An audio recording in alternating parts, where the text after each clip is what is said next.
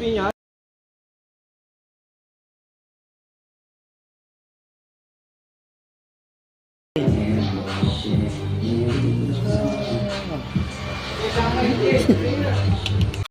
Nakapatong po yan sa ating clear coat. So ano pong benepisyo ng ceramic coating? Protection po siya laban sa init ng araw kung tayo ay madalas na nakaparada sa labas. Naiiwasan niyo yung pinatawag ng oxidation, yung pagbukas ng pintura. Kapag po nagkaroon tayo ng mga ipot ng ibon, dagta, hindi kaagad affected yung clear coat kasi meron tayong sacrificial layer. So, question po regarding sa ating warranties. Ikaw? Walang idea talaga. Kasi first time talaga. Ang idea. So halimbawa sir, what if lang naman nagkaroon ng accident, huwag naman sana. Huwag naman sana.